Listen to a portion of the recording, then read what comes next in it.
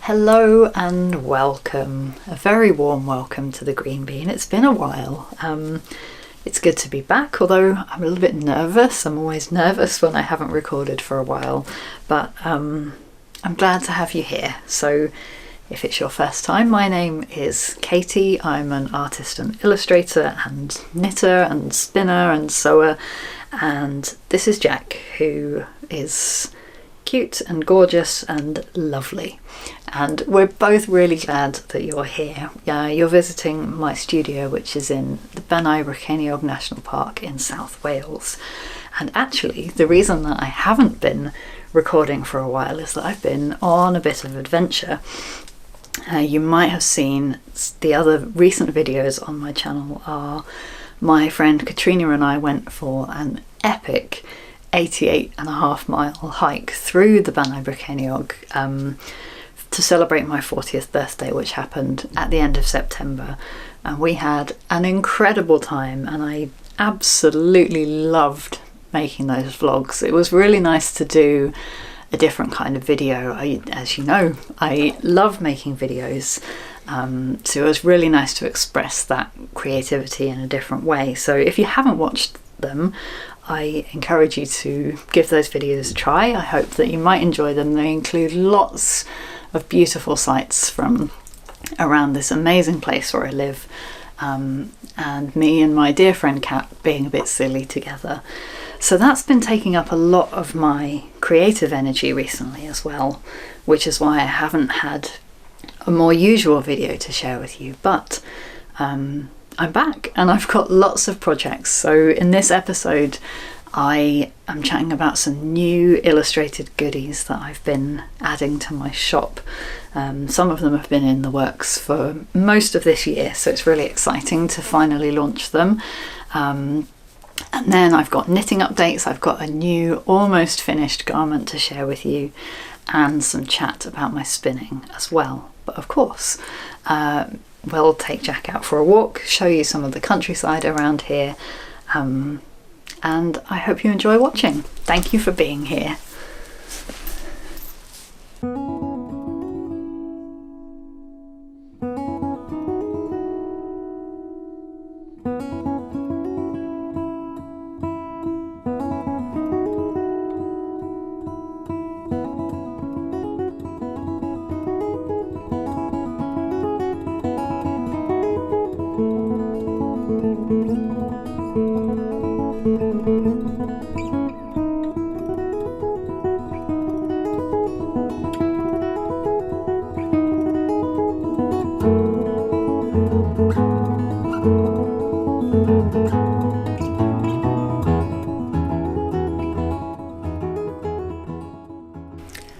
When it comes to drawing, this is the time of year when some of the things that I've been working on all year long for my shop have finally started to come together. So do you remember this scratchboard piece that I worked on earlier in the year of sheep working on their crafts? So we've got sheep knitting, sheep crocheting, sheep spinning.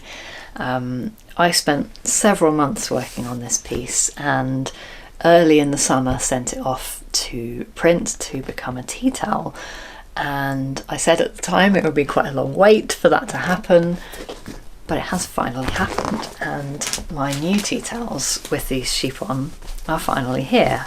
And of course I haven't been organised, I haven't ironed it, but I'm really happy, really happy with how this came out. The scratchboard, I think, always translates really beautifully to screen print, and when I was first working on this design I was thinking about adding colour and making all of the knit and crochet projects that the sheep are working on brightly coloured, and instead I decided to make them textured. So we've got some cables, we've got the look of colour work, but it's done with texture, And I think that is a much more successful use of the medium. I love the way that scratchboard can capture, for example, the textures of the wool, the fleece, I mean, the different fleeces that the sheep have. So I'm really, really happy that I made the decision to emphasise the knitted and crocheted textures on this rather than colours. I think it's really sharp looking in black and white. I'm just really pleased with how it came out. So those are in my shop already. They've been in my shop for a couple of weeks, and I'm it just makes me so happy to send something that I've put so many months, hours, weeks and months of work out into the world and share it with you. It's a magical moment to be able to do that. So I'm really pleased that my crafty sheep are now ready to go out into the world. But I've also been working on some new rubber stamp designs. Actually, before we get to the rubber stamps, I've also got new enamel pins. Do you remember in the last episode I was going through the sketching process, trying out different designs, and finally came up with this sheep standing on a ball of yarn wearing a jumper. Those pins are finally here, and also my foraging frog as well. Again, I'm always so pleased to something about enamel pins. They're just so tactile and pleasing, and I just love the process of translating a little cute drawing that I've done into a real object that you can hold, that you can wear, and I'm very happy with how both of these turned out. But in the process of designing the sheep pin in particular, I came up with a lot of different design concepts that I liked, but they weren't the right one for the pin, and I decided instead to work a few of those up into new rubber stamps. I've always loved rubber stamps. I got into rubber stamping when I was a teenager. I was a very insecure and nervous teenager. I knew that I wanted to be an artist, but I didn't believe that I could draw. And I feel like because of the way I present myself these days as a professional artist, you might not be able to imagine that I went through a stage where I didn't believe I could do it, but I hope you will believe me that that was very much the case. I was very anxious and nervous, and I lacked confidence in my creative abilities, and I came to rubber stamps as a way of creating without having to draw, and I really loved all the different illustrations that were available, and I got into making cards, Christmas cards and birthday cards for my family, all that kind of stuff.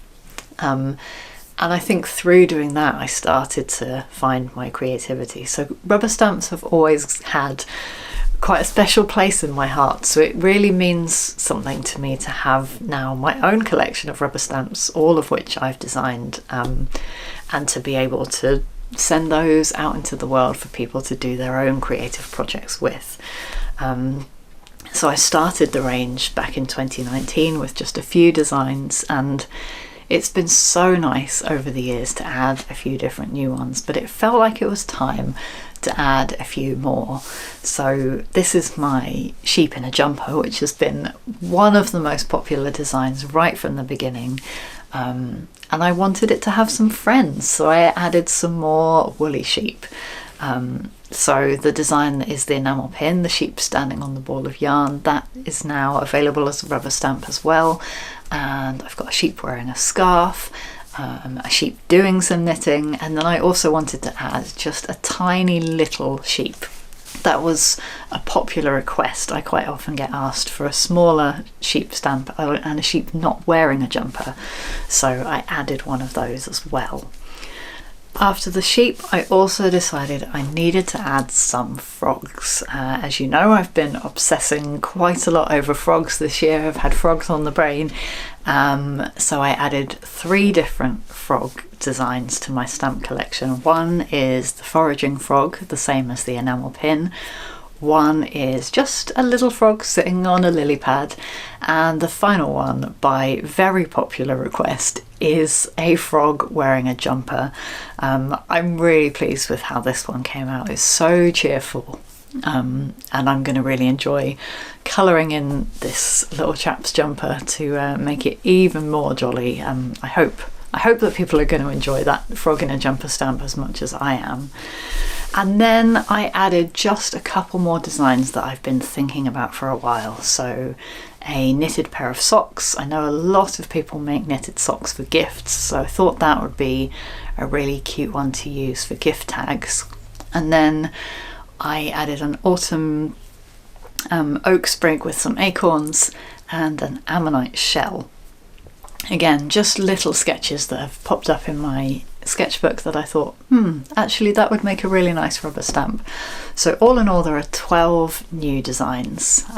Oh, I forgot this one. There's a hen as well. That's another popular request to go with my little selection of tiny animals. I added a hen because, again, it's something that people have asked for. So 12 new designs in my rubber stamps. I'm so pleased with all of them, and I love that they're in my shop and I get to share them with you.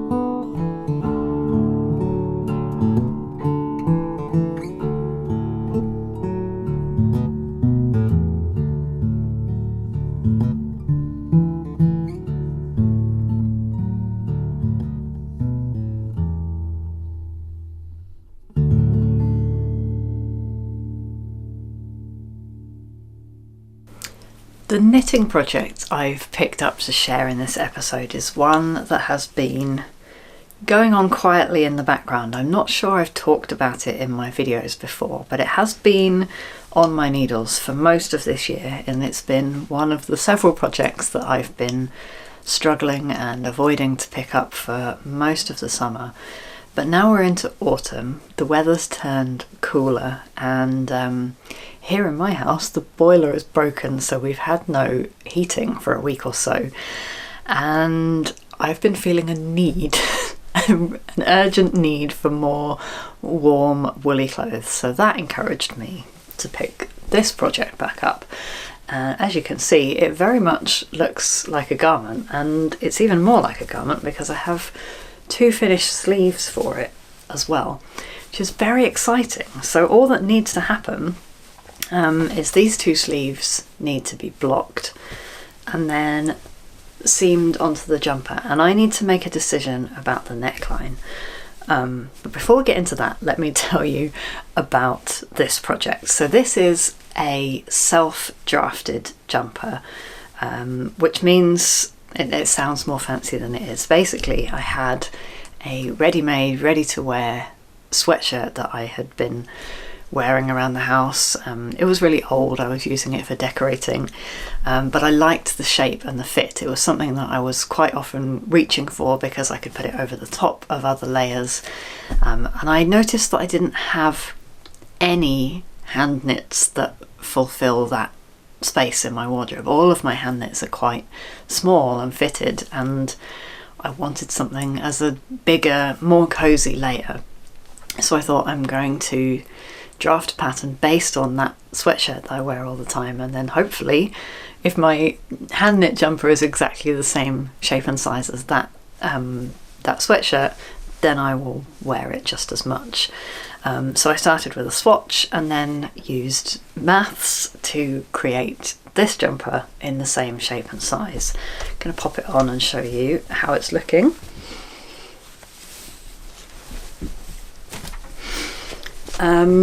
So the yarn that I'm using is this one. It's an American yarn called Peace Fleece. It's a worsted weight yarn, woolen spun. It's got this lovely kind of tweedy character to it, lots of different colours in there.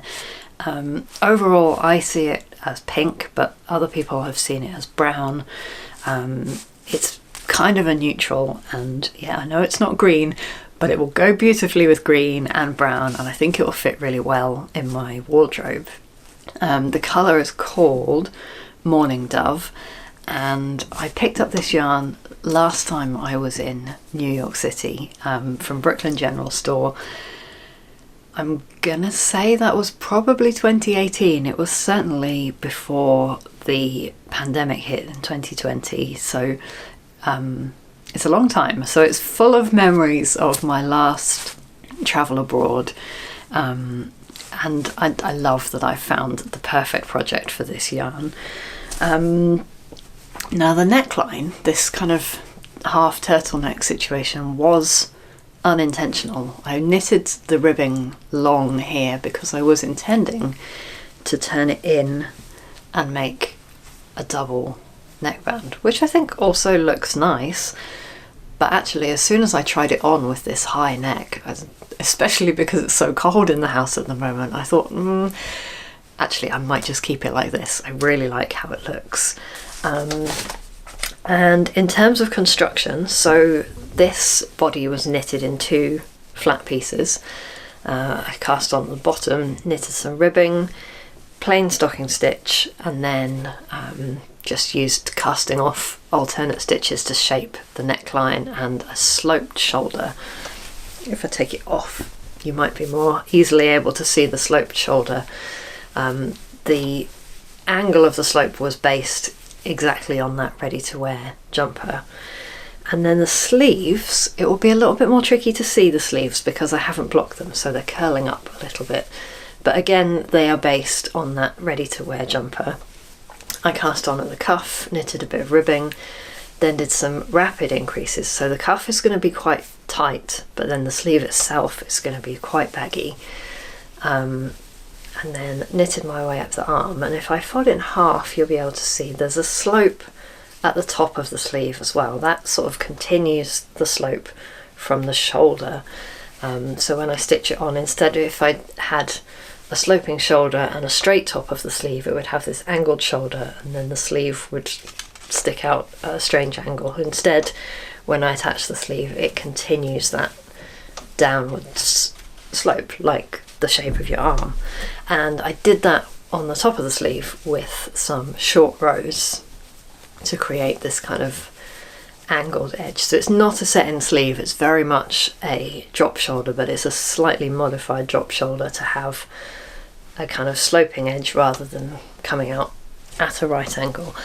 I've actually never knitted a drop shoulder garment before, which seems wild to me given how much knitting I've done, how many garments I've made, and the fact that a drop shoulder is really the most straightforward construction. It's very strange that I've never knitted one before, but I've always gravitated towards yokes because I love colour work, and towards more fitted shapes. So this is a real departure for me, but I think, I mean, even when I just put the body on, I've just been wandering around the house in it like this. I know I'm going to absolutely love it.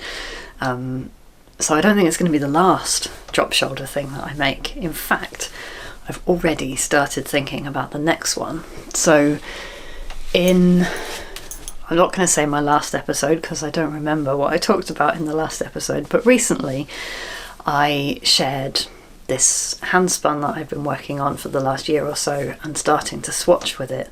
And I think I'm going to use it to make a similar kind of jumper. So I made this stocking stitch swatch. This is my handspun. It's a limited edition British wool blend from John Arbon Textiles. Quite a long time ago. I think it was from back in 2020. It's called Bannau, and I worked on spinning it for most of the last year or so. I have 3 large skeins, about 450 grams, and I'm gonna guess it's like it's a DK. It's a DK weight, 3 ply, and I like it in this stocking stitch swatch. It's very drapey, which is really nice. I was a bit concerned that my swatch was a bit loose, so I might re-swatch with a smaller needle. But before I do that, I wanted to try out a garter stitch swatch as well. The yarn it's going quite a long way. I was worried because often, handspun is a little bit more dense than commercially spun yarn. I was worried about how much yardage I was going to have, whether I would have enough for a garment, but actually I think I'm going to have plenty. So I thought I might try a garter stitch because it adds a little bit of thickness and squish to the fabric, which would make a really nice jumper. So yeah, I've just been swatching away on this and trying to get a sense of what this yarn wants to be. It feels quite crunchy when I knit it into the swatch, but this stocking stitch swatch, that's a mouthful, which has been around for a couple of weeks and been blocked, it's really softening up, and I love the texture of the fabric. It's great. I'm really excited. So that's motivating me to finish my pink jumper, which I'm so close to doing. All I need to do is block these sleeves, wait for them to dry, which might take a time without any central heating, but then I will have a finished cozy jumper to wear, and I'll be thinking about moving on to the next one, which I think will be very much the same.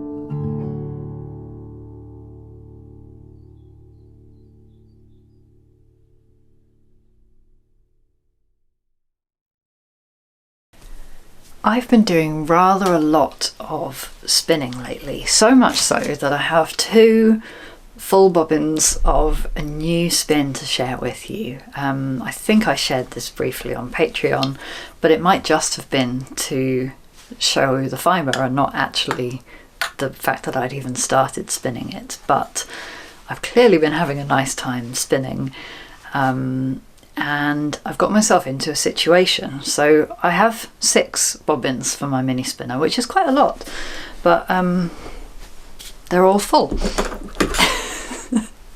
So I need to do something, because I've got another bobbin's worth of this new spin to spin before I can ply it into a 3-ply, but I need to vacate some bobbins. So let's first talk to you about what's on these 3 bobbins. So this is the remainder of my Bannau. That is this fibre that I was spinning for most of the last year for my first handspun garment. I've got a tiny little bit left over, and I spun up a couple of singles of just plain 100% Swartwool's fibre to make a 3-ply contrasting colour. So this will be slightly mild, and obviously with the 2 dark brown strands in it, it'll be a dark contrast for this. And I'm not thinking colour work, I'm just thinking maybe contrasting cuffs and collar, and maybe a patch pocket. Maybe elbow patches would be cute. Just a little bit of contrast to add some interest to this project, and because I had this odd bit of fibre left over. I can't even remember why. Oh, it would be because when I was plying it, I did a traditional 3-ply and 2 of the bobbins ran out before this one, and I could chain ply this into a 3-ply, but I just thought it would be nice to have a contrasting colour. So those 3 need to be plied up. That will vacate 3 bobbins, but what I hadn't realised, this is how new a spinner I am, is that of course I need an empty bobbin to ply those 3 strands onto. And my final bobbin is currently occupied by a random amount of green. It's very soft, so I'm going to guess it's some kind of merino blend. Again, I could chain ply this, but I would need a bobbin to chain ply it onto. So I'm just going to hand wind this one off, and then I'll have a free bobbin to ply the Bannau onto, and then I'll have a free bobbin to do my final bobbin of this. Maybe that wasn't very interesting for you to hear about all my bobbin logistics. Anyway, sorry about that. Maybe it's more interesting to hear about this new spin. So this is the fibre.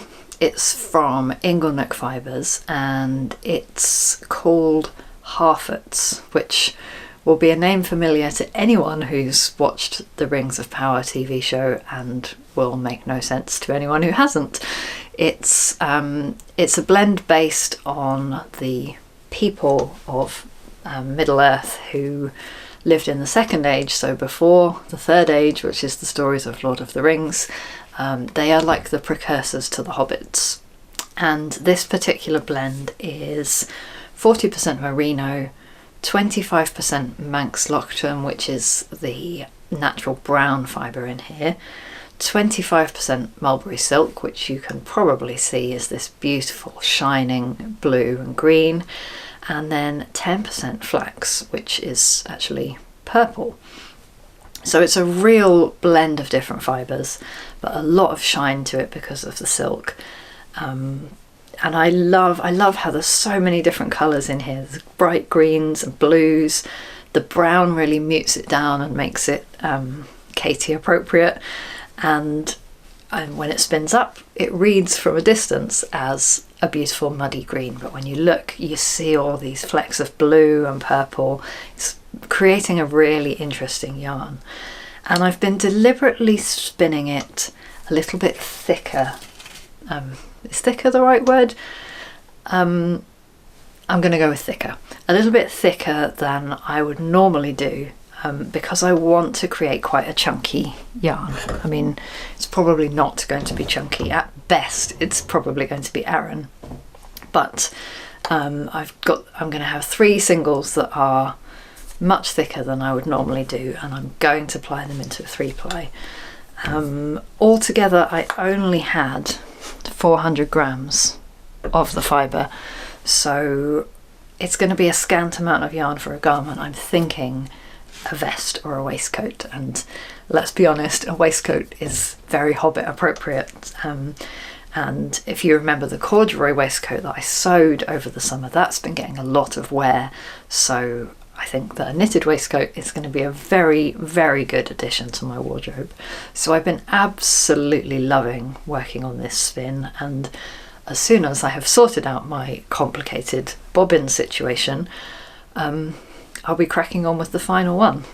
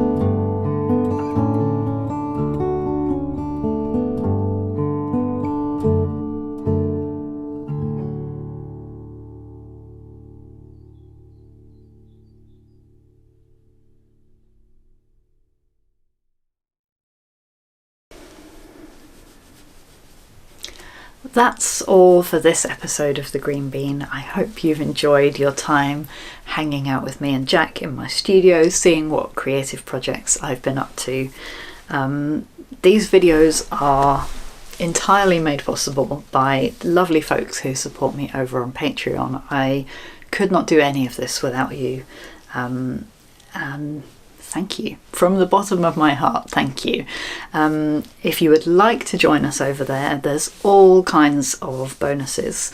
There's a whole library of 4, maybe even 5 years worth of extra videos for you to explore, as well as getting access to these videos early and without adverts, and some discounts in my shop. If Patreon's not your thing, you could also leave me a tip or just share my videos with someone else who you think might enjoy them. All of that is helpful to keep me doing what I enjoy and being able to share this stuff with you. So thank you. And Jack says thank you as well. Thanks for watching. We will see you very soon, and I hope whatever project you're working on, it's going smoothly. Take care. Bye.